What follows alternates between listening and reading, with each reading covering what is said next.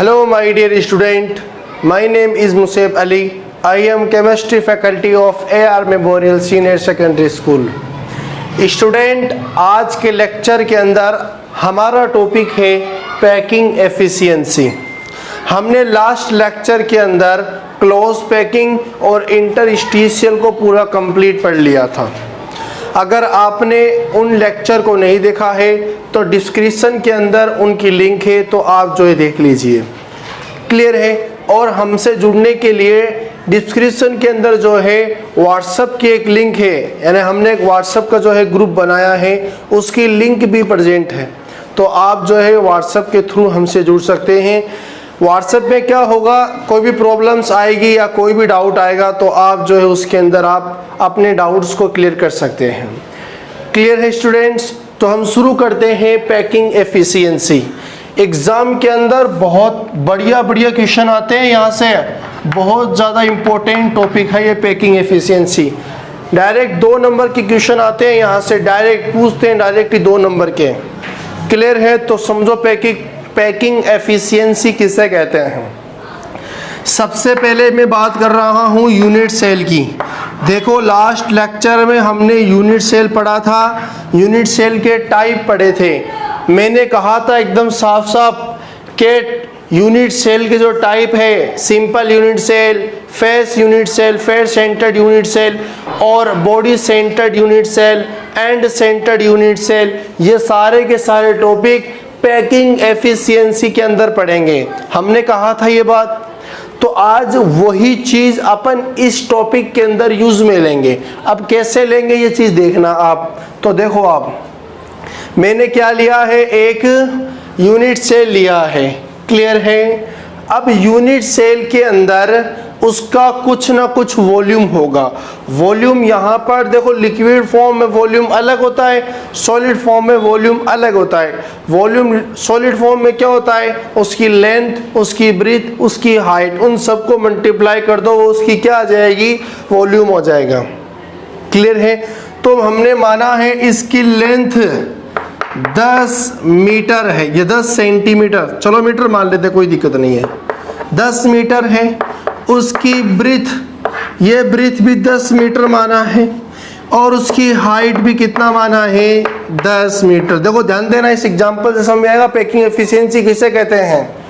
तो उसकी लेंथ, उसकी ब्रीथ, इसकी हाइट हमने ये मानी और उसका वॉल्यूम कितना आ जाएगा, तीनों को मल्टीप्लाई कर दो। आपको पता है, अरे है ना, देखो क्यूब है, ये क्यूब का जो वॉल्यूम होता है वो क्या होता है, आर्म्स, यानी इसकी लेंथ, ब्रीथ और हाइट सभी को मल्टीप्लाई करते हैं, वही तो आता है ना क्यूब का वॉल्यूम। तो इसका लेंथ कितनी है, 10, ब्रीथ कितना है, 10 और हाइट कितनी है, 10, सभी को मल्टीप्लाई करें कितना आएगा, 1000 मीटर क्यूब आएगा। यहाँ पर मैथ नहीं पढ़ रहे भाई, एग्जाम्पल पढ़ रहे हैं अपन ताकि अच्छे समझ आए। देखो अब इस यूनिट सेल का वॉल्यूम कितना आ गया, 1000 मीटर क्यूब आ गया। बताओ क्लियर हुआ कि नहीं हुआ। यानी हमने इस चीज से 2 चीज अपन ने पढ़ी हैं, एक तो यूनिट सेल और एक उस यूनिट सेल का वॉल्यूम। क्या पढ़ा है, वॉल्यूम। बताओ क्लियर हुआ कि नहीं हुआ। यहां तक क्लियर है। अब सुनो मेरी बात, पैकिंग एफिशिएंसी किससे कहते हैं। देखो ध्यान देना, किसी यूनिट सेल के अंदर या किसी यूनिट सेल का टोटल वॉल्यूम, किसी यूनिट सेल का टोटल वॉल्यूम के अंदर कितने परसेंटेज पार्टिकल्स प्रेजेंट हैं, किसी यूनिट सेल के अंदर टोटल वॉल्यूम, किसी यूनिट सेल का टोटल वॉल्यूम, किसी यूनिट सेल का टोटल वॉल्यूम के अंदर कितने परसेंटेज स्पेस पर पार्टिकल्स प्रेजेंट है, यानी कितने प्रतिशत स्थान पर कण प्रेजेंट है, वो प्रेजेंट ही वो परसेंटेज क्या कहलाता है, पैकिंग एफिशिएंसी कहलाता है। बताओ क्लियर हो कि नहीं हुआ। देखो वापस से ध्यान से सुनो अच्छी तरीके से। किसी यूनिट सेल का जो टोटल वॉल्यूम होता है, जैसे ये यूनिट सेल है, इस यूनिट सेल का वॉल्यूम कितना है, 1000 मीटर स्क्वायर है। अब इस 1000 मीटर क्यूब के अंदर, sorry metre cube, 1000 metre cube के अंदर कितने प्रतिशत स्थान पर कण प्रेजेंट है, वही पैकिंग एफिशिएंसी कहलाता है। जैसे ऐसे समझो आप, मैंने इस क्यूब के अंदर उसका अंदर वाला पार्ट ये बना दिया मैंने, क्लियर है। अब मैंने यहां पर पार्टिकल्स रखे हैं ऐसे।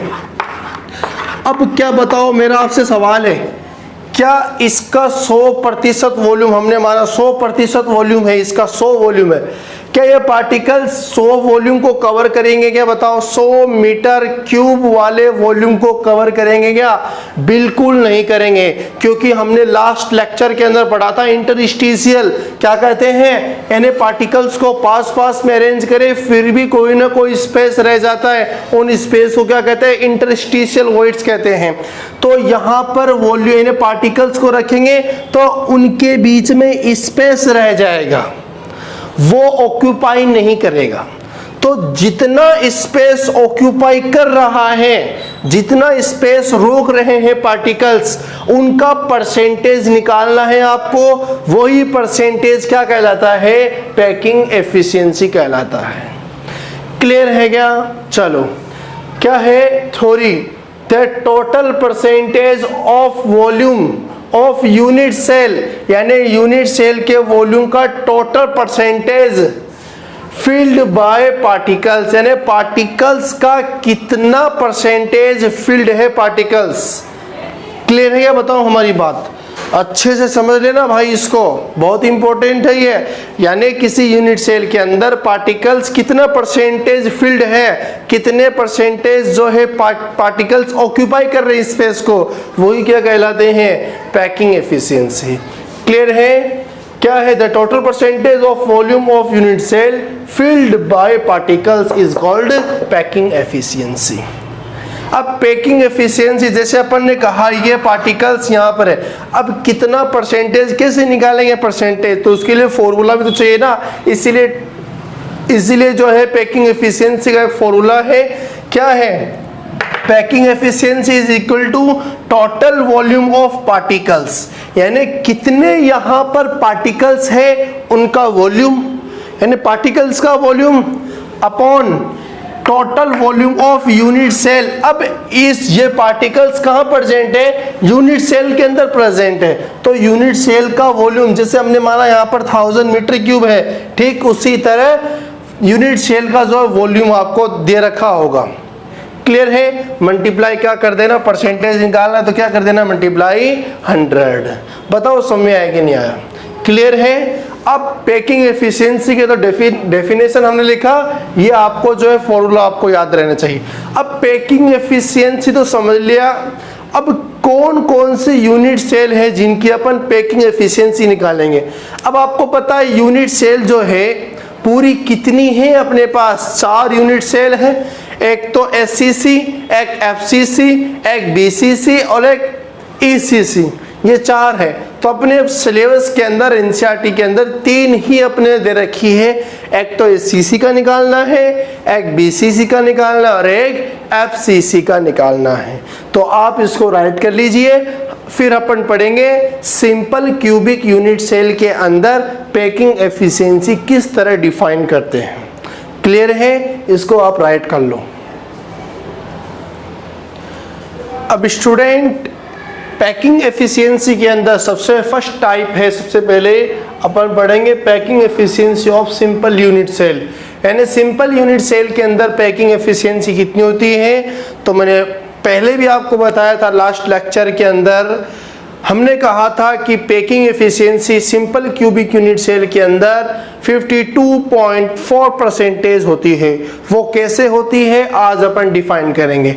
तो देखो, सबसे पहले पार्टिकल्स कितने होते हैं बताइए, total number of particles in simple unit cell is 1।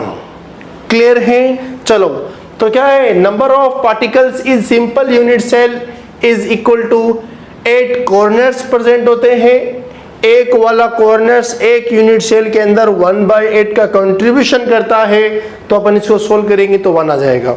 ये इसका डायग्राम होता है।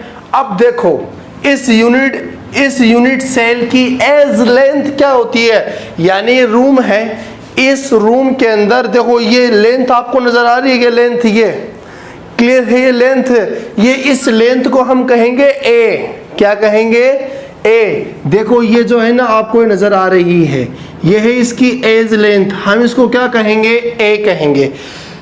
क्लियर है। अब मैं पूछूं आपसे एज लेंथ पूरी कंप्लीट कितनी है, तो 12 है, कितनी है, 12। तो सारी ऑल एज लेंथ को क्या डिफाइन करेंगे, क्या कहेंगे अपन, ए से डिनोटेट करेंगे हर एज लेंथ की, इस यूनिट सेल की हर एज लेंथ को ए से डिनोटेट करेंगे अपन। क्लियर है। चलो अब क्या है, edge length of unit cell, तो क्या है, edge length of unit cell is a. अब यहाँ पर पार्टिकल्स रखे हुए हैं, उन पार्टिकल्स की रेडियस पे होगी ना, तो क्या रेडियस ऑफ पार्टिकल्स इज, सबको पता है आर होती है।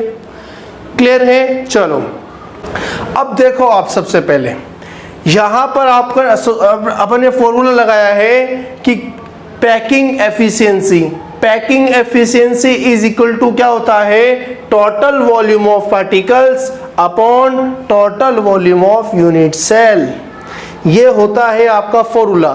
तो सबसे पहले वॉल्यूम ऑफ पार्टिकल्स आपको चाहिए, तो यहाँ पर वॉल्यूम क्या है, यानी वॉल्यूम ऑफ पार्टिकल्स डिफाइन करना है। तो सबसे पहले देखो, एक पार्टिकल्स ये स्फीयर होता है, गोल होता है। अब आपको पता है स्फीयर ऑफ वॉल्यूम या वॉल्यूम ऑफ स्फीयर क्या होता है, बोलिए क्या होता है भाई, volume of sphere 4/3 pi are cube होता है कि नहीं होता है, बताओ। स्फीयर ऑफ वॉल्यूम क्या होता है, 4/3 पाई आर क्यूब होता है। जो स्फीयर ऑफ वॉल्यूम होता है वही वॉल्यूम ऑफ वन पार्टिकल्स होगा, याद रखना बात आप। क्लियर है। अब यहाँ पर कितने पार्टिकल्स है, 1, तो 1 पार्टिकल्स को 1 से मल्टीप्लाई कर देंगे तो ये क्या आएगा। अब यहाँ पर जब एफसीसी की बात करेंगे ना, वहां पर तो 4 पार्टिकल्स होते हैं, तो इसको 4 से मल्टीप्लाई करना पड़ेगा, क्योंकि वहां पर 4 पार्टिकल्स है, उनका वॉल्यूम आपको डिफाइन करना है। क्लियर है। चलो अब क्या है, वॉल्यूम ऑफ यूनिट सेल। अब ये यूनिट सेल आपको किसकी तरह नजर आ रहा है, एक क्यूब की तरह नजर आ रहा है। अब क्यूब का वॉल्यूम क्या होता है, LBH होता है। क्या होता है, LBH, मतलब length multiply breadth multiply height. अब इसकी लेंथ भी A है, ब्रीथ भी A है, और हाइट भी क्या है, A है। तो A मल्टीप्लाई तो क्या हो जाएगा, A क्यूब हो जाएगा। बताओ क्लियर हुआ कि नहीं हुआ। ठीक है। अब क्या है, पैकिंग एफिशिएंसी यहाँ पर फॉर्मूले के अंदर है, दोनों वैल्यू यहाँ रख देंगे। टोटल वॉल्यूम ऑफ पार्टिकल्स क्या है, 4/3 pi are cube upon total volume of unit cell क्या है, A क्यूब मल्टीप्लाई 1000। इसको हम कहेंगे इक्वेशन फर्स्ट। ये बताओ समझ में आया कि नहीं आया। क्लियर है। अब इसको आगे सोल्व करेंगे। तो अब देखिए यहाँ पर मैंने एक डायग्राम बना रखा है। ये डायग्राम क्या है, देखो ये एक्चुअली में ऐसा नहीं होता है, जो आपको नजर आ रहा है नहीं, ऐसा नहीं होता। ये कैसे होता है, देखो आप समझो इसको। ये ऐसा होता है जैसे इस यूनिट सेल की बात करें तो ये जितनी बड़ी यूनिट सेल होंगी पार्टिकल्स भी उतने बड़े होंगे। क्लियर है। अब देखो यहाँ पर जो पार्टिकल्स रख रहे हैं ना, वो इतना सा नहीं है, छोटा सा अपन जो समझ रहे हैं वो कितना बड़ा आएगा। देखो ध्यान देना, जैसे यहाँ पर पार्टिकल्स रखा तो इसका जो कॉर्नर है ना, यानी ये पार्टिकल्स उस वाले कॉर्नर के पार्टिकल से टच करेगा, यानी ये कॉर्नर्स, ये जो पार्टिकल्स है वो इतना छोटा नहीं है, बल्कि कितना है, जैसे फॉर एग्जांपल इसके ऊपर हमने रखा ये इतना बड़ा है, और ये जो कॉर्नर्स है ना, ये इस वाला पार्टिकल्स ये जो है इससे टच करेगा इस तरह। इतने बड़े बड़े पार्टिकल्स होते ही हैं यानी दो कॉर्नर्स वाले पार्टिकल्स एक दूसरे को टच करते हैं। क्लियर है। अब यहाँ पर ही पार्टिकल्स है तो ये इस कॉर्नर को टच करता हुआ इस तरह जो हो, अब यहाँ पर ही पार्टिकल्स है तो वो इस तरीके से यहाँ पर जो है टच करेगा। बताओ समझ में आया कि नहीं आया। अब इनकी शेप ना, कॉर्नर्स की, वो ये जो पार्टिकल्स की शेप है वो बिल्कुल फिक्स होती है, सभी एक समान होते हैं। यहाँ पर तो देखो बन गया ये, लेकिन सब क्या होते हैं, एक समान होते हैं। तो क्या आपको सामने की तरफ 4 पार्टिकल्स नजर आ रहे हैं, और उन 4 पार्टिकल्स की स्ट्रक्चर मैंने यहाँ बना रखी है। क्लियर है क्या? देखो यहाँ पर ये लेंथ, एज लेंथ आपको दिख रही है 4, और 4 पीछे की तरफ, पीछे से कोई मतलब नहीं, आगे से मतलब है अपन को। तो मैंने यहाँ पर इसे बना दिया। अब ये यहाँ से लेकर यहाँ तक, यानी यहाँ से लेकर यहाँ तक इसकी लेंथ कितनी थी, ए थी। तो हमने क्या मान लिया, यहाँ से लेकर यहाँ तक लेंथ क्या मान लिया, ए। क्लियर है? अब देखो हमने कहा था radius of particles, edge length of unit cell, तो ए कहा था हमने, ए डिफाइन कर दिया यहाँ पर। अब रेडियस ऑफ पार्टिकल्स क्या है, आर। तो यहाँ पर रेडियस ऑफ पार्टिकल्स क्या आएगा, आर आएगा। क्लियर है क्या? बताओ। तो फिर क्या है, अब देखो यहाँ पर क्या हम यहाँ पर a बराबर a इक्वल टू 2r लिख सकते हैं क्या? देखो कैसे, यहाँ पर यहाँ से लेकर यहाँ तक 1r आ गया, और फिर यहाँ से लेकर यहाँ तक 2r आ गया। चाहे कुछ भी ले लो, देखो ये 1r ये 2r। क्लियर है? तो यहाँ पर a is equal to 2r आ जाएगा। फिर इस a की जो मान है, a की वैल्यू इक्वेशन फर्स्ट के अंदर पुट कर देंगे। तो क्या होगा, putting the value of a in equation first, तो packing efficiency is equal to 4/3 pi r cube. फिर a क्यूब की जगह क्या आएगा, 2r, तो 2r का होल क्यूब कर देंगे, मल्टीप्लाई 100। इसको सोल्व करेंगे नीचे वाले को, तो 8 multiply r cube, r cube से r क्यूब कैंसिल कर देंगे। यहाँ पर पाई का मान रखेंगे 3.14। जब इसको आप रखने के बाद कैलकुलेशन करेंगे तो आखिर में क्या आएगा, अपने पास जो मान आएगा वो आएगा 52.4%। क्लियर है क्या? बताओ।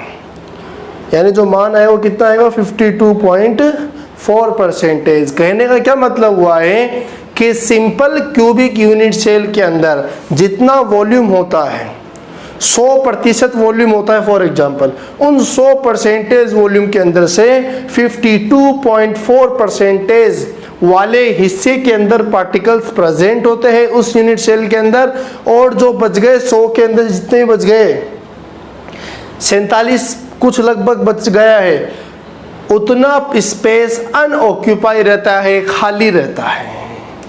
क्लियर है क्या? बताओ ये बात। तो ये टॉपिक है पूरा कंप्लीट हो गया। अब आगे अब जो है अपन पढ़ेंगे पैकिंग एफिशिएंसी इन एफसीसी। एफसीसी के अंदर और अच्छी तरीके से अपन पढ़ेंगे। तो आप जो इसको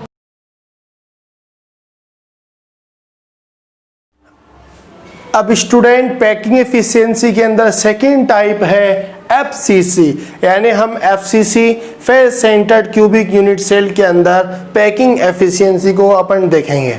तो क्या है अपनी हेडिंग, सेकंड नंबर आप डालिए packing efficiency of FCC face centred cubic unit cell. Clear है? इसके अंदर देखेंगे।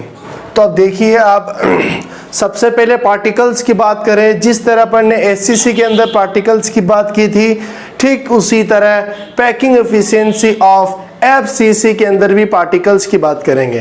तो आपको पता है टोटल पार्टिकल्स कितने होते हैं एफसीसी के अंदर, बिल्कुल 4 होते हैं। तो किस तरह, 8 तो कॉर्नर्स पे होते हैं, ए का कंट्रीब्यूशन 1/8 होता है, प्लस अब यहाँ पर फेस पे प्रेजेंट होते हैं तो 6 फेस होते हैं, मल्टीप्लाई ए का कंट्रीब्यूशन कितना होता है 1/2। इसको अपन डिफाइन करें तो कितने पार्टिकल्स आएंगे, आपको पता है 4 पार्टिकल्स आएंगे। क्लियर है? ये एफसीसी का डायग्राम है। अब यहाँ पर जो ऑल एजेस यहाँ पर आपको दिख रही है, ऑल एजेस, तो अपन सबको किन से डिनोटेट करेंगे, ए से डिनोटेट करेंगे। अब जैसे कोई भी आप ले लो एज लेंथ, सबको किस से लिखेंगे अपन, ए से अपन लिखेंगे। क्लियर है? तो क्या है, edge length of unit cell is a. Clear है? अब पार्टिकल्स आपको गोल राउंड नजर आते हैं, तो उनकी रेडियस होती है, तो पार्टिकल्स की जो रेडियस है वो किस से डिनोटेट करेंगे अपन, आर से लिखेंगे। क्लियर है? तो अब देखिए, अब यहाँ पर आपको पता है पैकिंग एफिशिएंसी डिफाइन करना है, तो packing efficiency is equal to क्या होता है, total volume of particles upon total volume of unit cell. अब जो टोटल वॉल्यूम ऑफ पार्टिकल्स है ना, पार्टिकल्स का वॉल्यूम कैसे निकालेंगे? अब पार्टिकल्स यहाँ पर गोल होता है, स्पेरिकल होता है, तो स्पेरिकल का वॉल्यूम क्या होता है? 4/3 पाई आर क्यूब होता है, तो 4/3 पाई आर क्यूब। अब पार्टिकल्स कितने यहाँ पर पूरे बताइए? 4 पार्टिकल्स है, इसलिए 4 से मल्टीप्लाई कर देंगे इसको। क्लियर है? जिस तरह एचसीसी के अंदर 1 से मल्टीप्लाई किया था, ठीक उसी तरह एफसीसी के अंदर 4 से मल्टीप्लाई करेंगे। ठीक है, अब क्या है? Volume of unit cell. अब आपको यूनिट एक क्यूब की तरह आपको दिख रहा है। अब क्यूब का वॉल्यूम क्या होता है? L × B × H, यही होता है। तो यहाँ पर L भी A है, B भी A है और H भी A है, तो सबको मल्टीप्लाई करेंगे तो क्या आएगा? A³ आएगा। क्लियर है क्या? बताइए। ठीक है,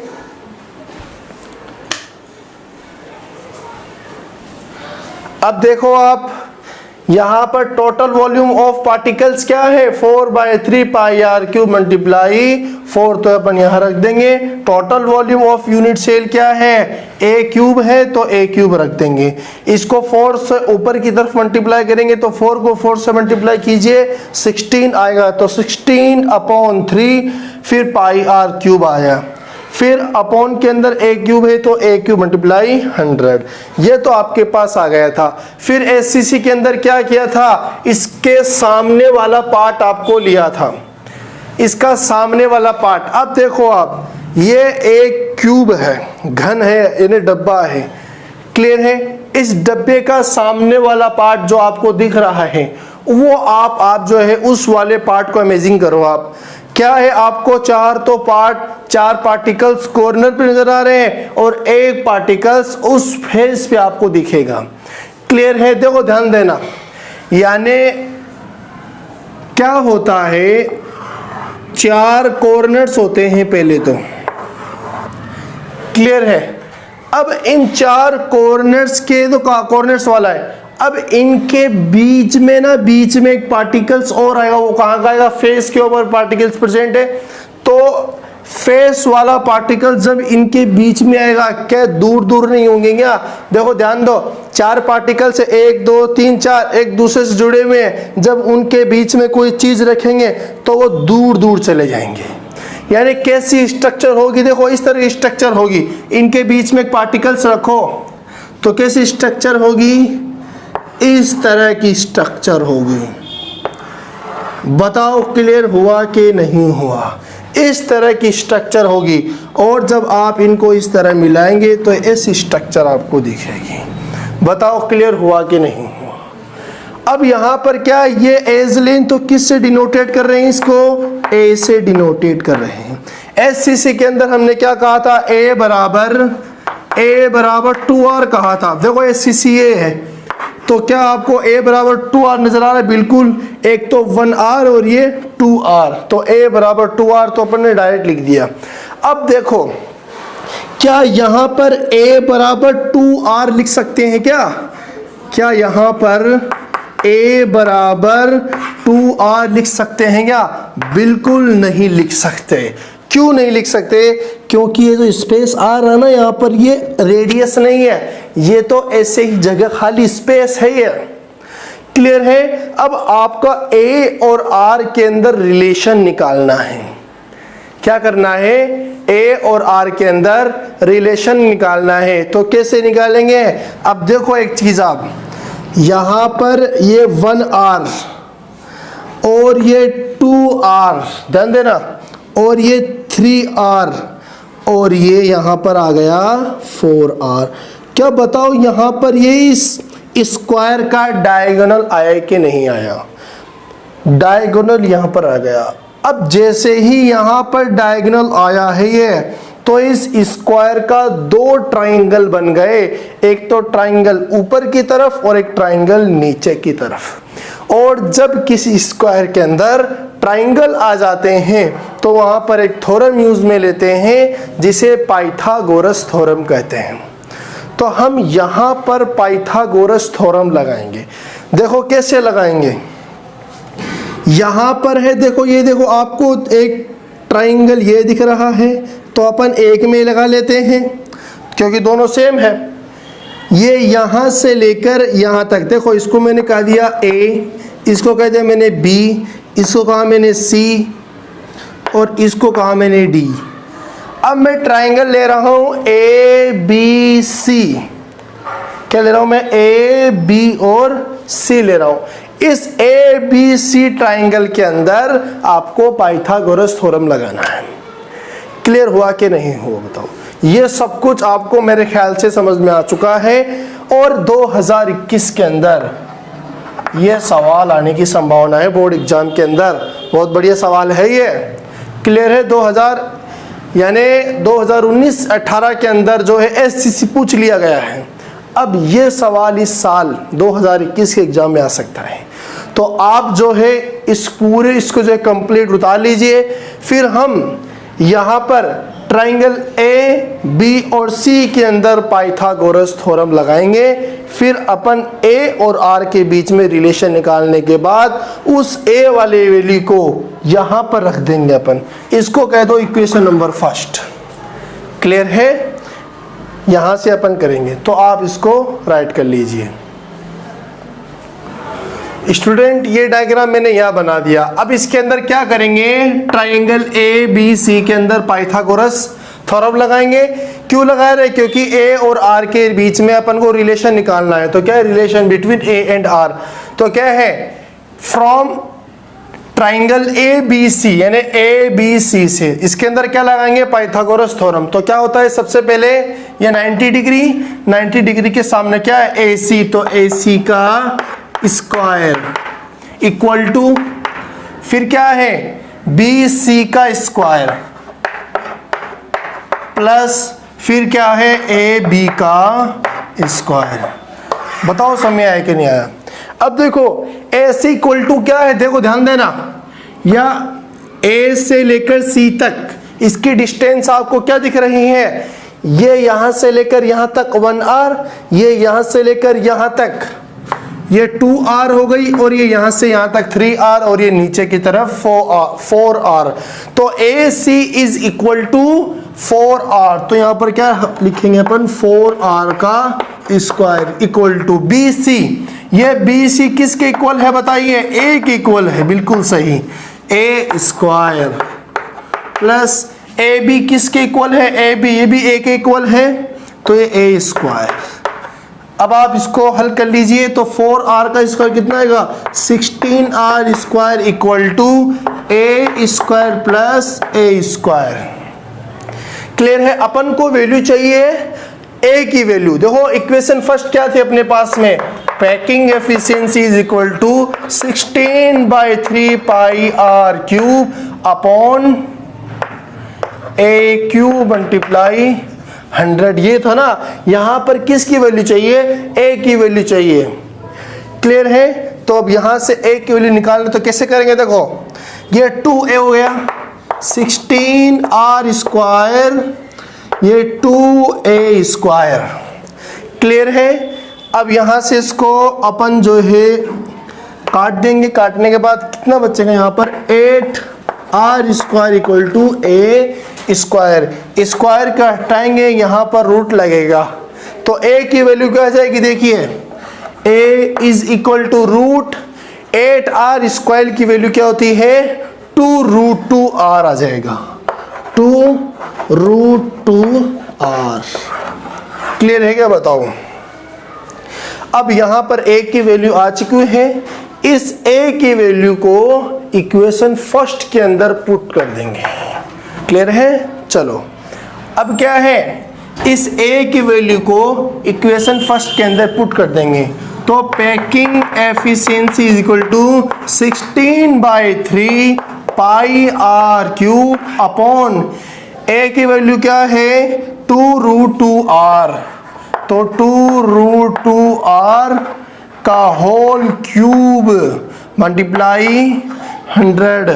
तो packing efficiency equal to 16/3 pi are cube upon 2√2। देखो इसको कैसे लिख रहा हूं मैं, ध्यान देना। 2√2 मल्टीप्लाई 2√2 मल्टीप्लाई 2√2। क्लियर है? और फिर मल्टीप्लाई आर क्यूब को एक साथ लिख रहा हूं मैं। अब ये आर क्यूब से आर क्यूब कैंसिल हो गया, packing efficiency is equal to, अब देखो ध्यान देना, आप यहां पर पाई का मान 3.14 रखेंगे। रखने के बाद आप इसको कैलकुलेशन कर लेना। कैलकुलेशन करने के बाद जो वैल्यू आएगी वो आएगी 74%। अब स्टूडेंट पूछेंगे भाई इसकी कैलकुलेशन करने के एग्जाम में, बिल्कुल नहीं करना, इसके बाद डायरेक्ट ये लिख देना, बिल्कुल सही माना जाएगा। क्लियर है? आप इसको राइट कर लीजिए।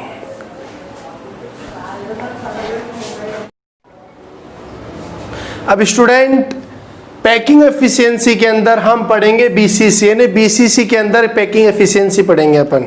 क्लियर है? तो हेडिंग क्या है? पैकिंग एफिशिएंसी इन बीसीसी यूनिट सेल। सबसे पहले वही पार्टिकल्स की बात करना है, फिर वॉल्यूम पार्टिकल्स का, फिर यूनिट सेल का वॉल्यूम। तो number of particles in BCC unit cell 8 coordinates होते हैं, 8 कोऑर्डिनेट्स पे प्रेजेंट होते हैं पार्टिकल्स। एक का कंट्रीब्यूशन 1/8 होता है, प्लस एक पार्टिकल्स बीच में बॉडी में प्रेजेंट होता है, तो इस तरीके से यहाँ पर 2 पार्टिकल्स आएगा। क्लियर है? अब volume of 2 particles is 4/3 pi are cube multiply 2 से मल्टीप्लाई कर देंगे। क्यों करेंगे? क्योंकि यहाँ पर 2 पार्टिकल्स है। जिस तरह एफसीसी के अंदर 4 पार्टिकल्स थे, 4 से मल्टीप्लाई किया, ठीक उसी तरह बीसीसी के अंदर 2 पार्टिकल्स होते हैं, 2 से ही मल्टीप्लाई करेंगे। क्लियर है? फिर क्या है? Volume of unit cell. अब यहाँ पर आपको पता है, देखो ये यूनिट सेल है, इस यूनिट सेल के अंदर कोऑर्डिनेट पे प्रेजेंट है, बॉडी पे प्रेजेंट है बीच में। क्लियर है? तो यहाँ पर इनकी एज लेंथ ए है, सबके अंदर हमने ए माना है, तो इसमें भी ए मानेंगे। तो ए एज लेंथ है, तो एल भी ए है, बी भी ए है और एच भी ए है। अब एल बी ए समझ पा रहे ना? Length, breathe, height. क्लियर है? तो ए क्यूब आ जाएगा। फिर क्या है? पैकिंग एफिशिएंसी को इस तरह भी लिख सकते हैं, कोई दिक्कत नहीं है। Packing efficiency is equal to total volume of particles क्या है? 4/3 पाई आर क्यूब मल्टीप्लाई 2। तो अब आप इसको सोल्व करेंगे ना, तो 2 को 4 से मल्टीप्लाई करेंगे तो 8 आएगा। 8/3 pi are cube upon a cube multiply 100 आ जाएगा। अब देखो यहां पर आपको ए और आर के अंदर रिलेशन निकालना है। सबसे पहले डायग्राम को समझो बहुत अच्छी तरीके से, ये थोड़ा डिफिकल्ट है, एग्जाम के अंदर बहुत कम पूछा जाता है ये। क्लियर है? तो थोड़ा आप इसको ध्यान देना। आप सबसे पहले देखो, आप ये एक यूनिट सेल है, ध्यान देना। सबसे पहले तो आप ये यूनिट सेल है, इस यूनिट सेल के अंदर ऑल कोऑर्डिनेट्स पे कण प्रेजेंट है, पार्टिकल्स प्रेजेंट है, और एक पार्टिकल्स इसके बीच में प्रेजेंट है। क्लियर है? अब मैंने आपको एक बात कही थी कि यहाँ पर पार्टिकल्स इतना बड़ा होता है कि अगर यहाँ पर एक पार्टिकल्स रखा हुआ है तो वो पार्टिकल्स उस वाले कोऑर्डिनेट से भी वो टच करेगा। जैसे अपन पढ़ रहे हैं हर चीज के अंदर, जैसे अपन ने पढ़ा है ना, ये देखो ये अपन ने पढ़ा है ऐसा।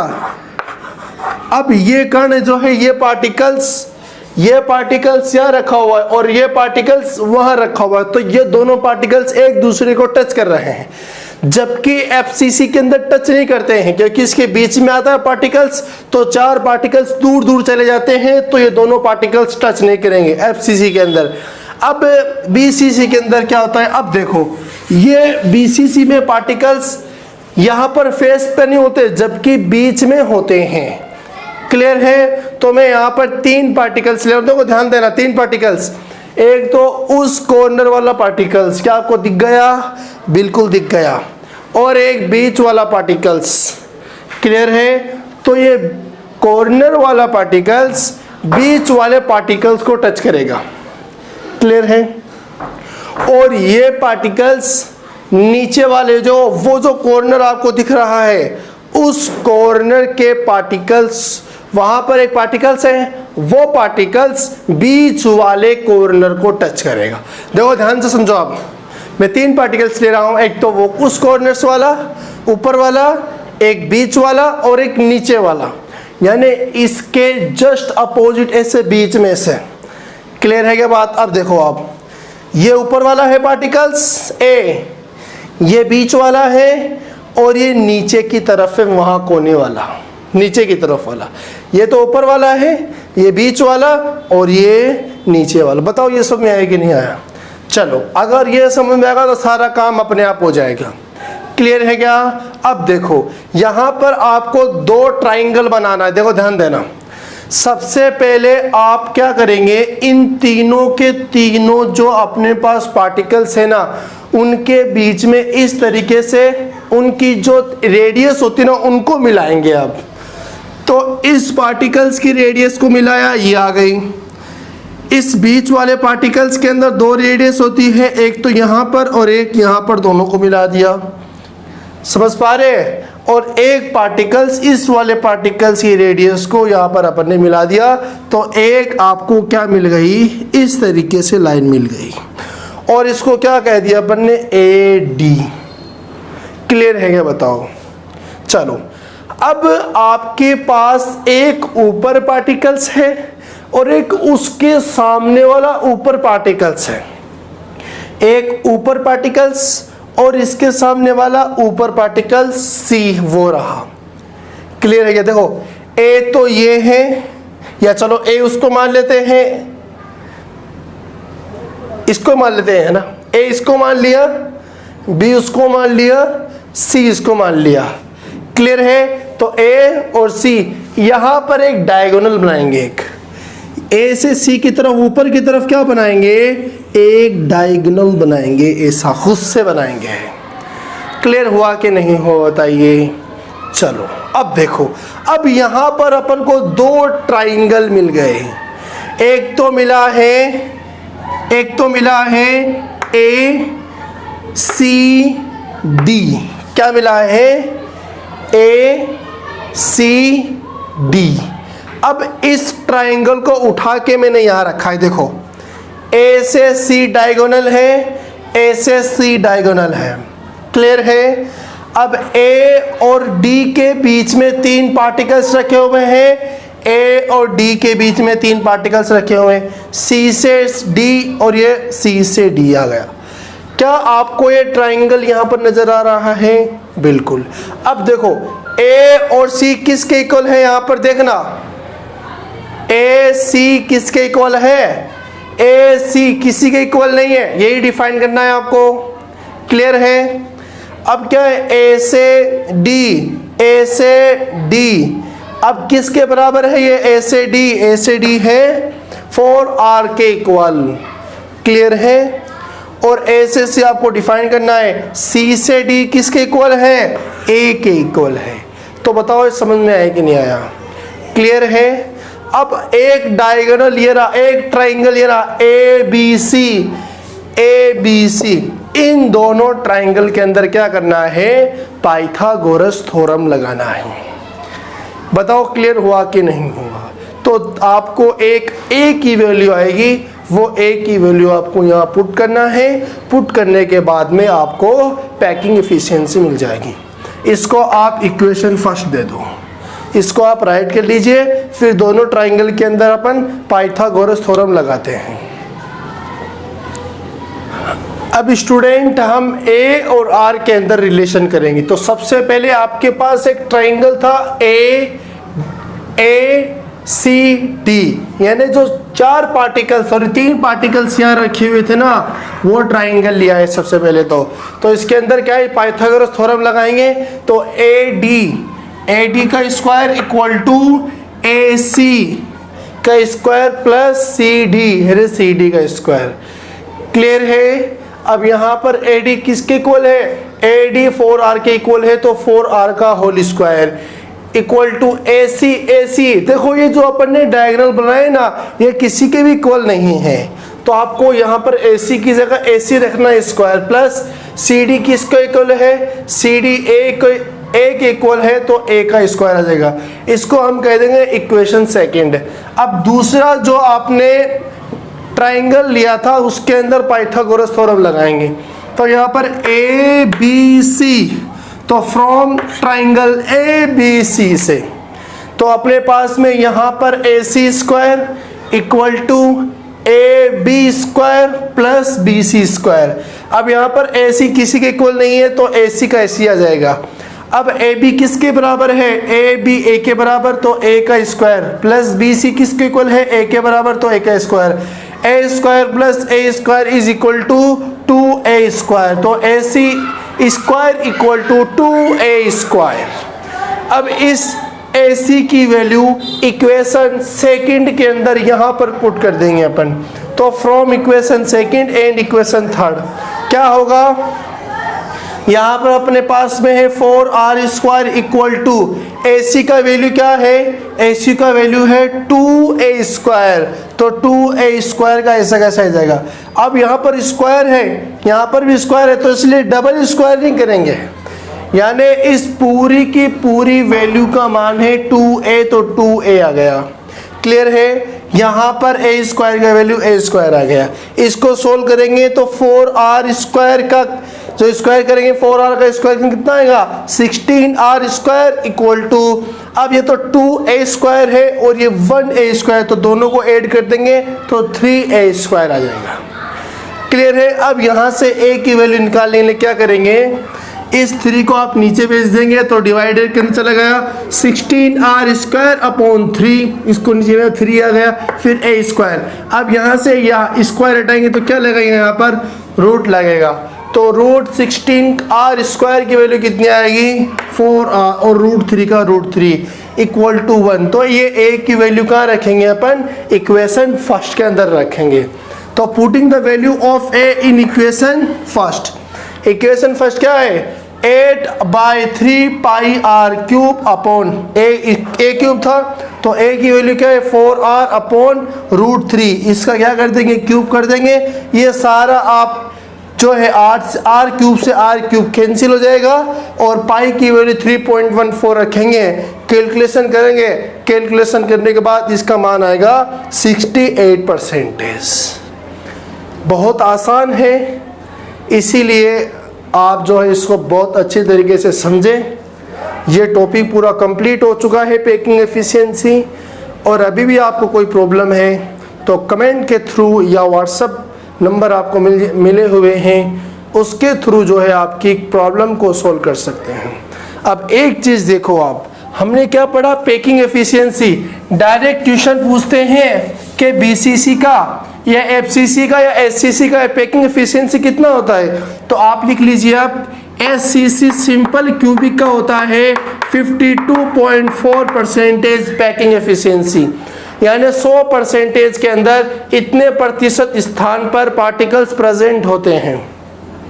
और एफसीसी के अंदर क्या है, अब आपको पता है यहाँ पर तो कॉर्नर्स पे होते हैं, अब यहाँ पर कॉर्नर्स के अलावा फेसेस पे होते हैं, तो पैकिंग एफिशिएंसी बढ़ेगी कि नहीं बढ़ेगी, बिल्कुल बढ़ेगी। तो कितना होता है यहाँ पर 74%। अब बीसीसी के अंदर कितना होता है 68%। तो ये आपने अच्छी तरीके से समझा कि यहाँ पर 52.4 क्यों आता है, कैसे आता है, और यहाँ पर 74% कैसे आता है, और यहाँ पर 68% कैसे आता है। क्लियर है क्या, बताओ। तो ये पूरा कंप्लीट हो गया। Thank you very much.